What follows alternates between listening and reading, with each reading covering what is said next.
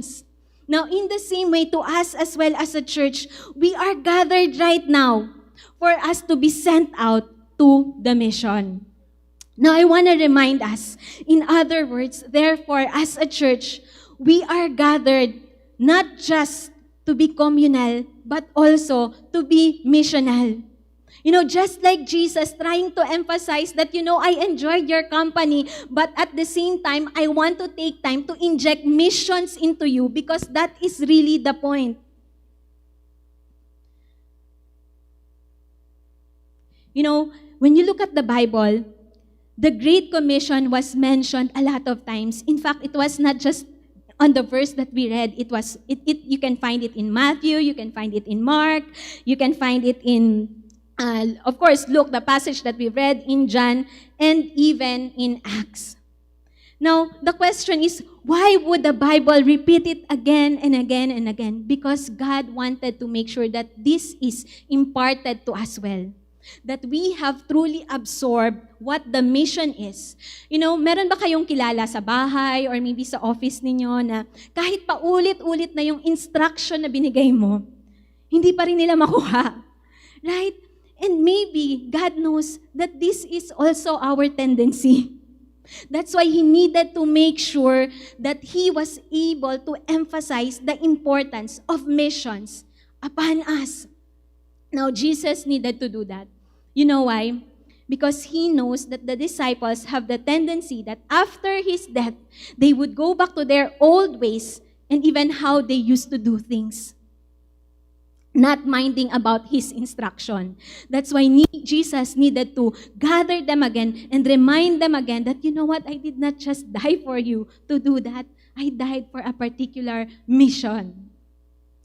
Now, a lot of times in our lives, we are also treating life that way. Okay lang na hindi ko gawin kung ano yung sinabi sa akin. As long as I survive life. And you know what? The same way that that Jesus was reminding the disciples to do the mission, we are also reminded that our lives, we should not just live it for survival, but our lives should be missional. Now, how are you living your lives right now? Are you living it in a manner that you just tend to set aside the mission because you wanted to survive in this life? It's not bad that you desire to make ends meet in your life. It's not bad that you desire you would have savings and so on. But God doesn't want you to limit your life on that. God doesn't just want you to survive. In fact, yung iba sa atin dito, hindi pa nakontento sa isang trabaho, di ba? Kukuha pa ng another work, 2 to 3 jobs just to survive life. And in fact, some of our schedules, we would try it to fill with different things for us to survive life. But the reality is that we try to do that because we have the tendency to forget about the mission. And we have allowed the mission to become just optional and conditional only in our lives, which should not be, because we are created for a mission.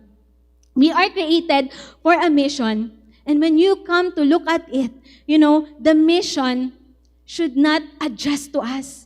And that is the truth in our lives. We need to align our lives to the mission because the mission will never adjust to us. The mission will never adjust to our availability.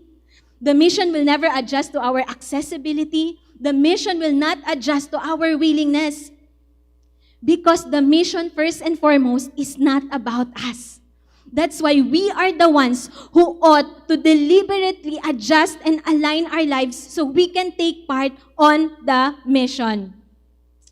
Now the question is this for all of us. Have we become people too wanting and too desiring of comfort that we have forgotten about our purpose? That we have set aside our calling? The past 2 years, I'm sure it was difficult for you. It was difficult for us. But at the same time, you know what? I know you've had a lot of conversations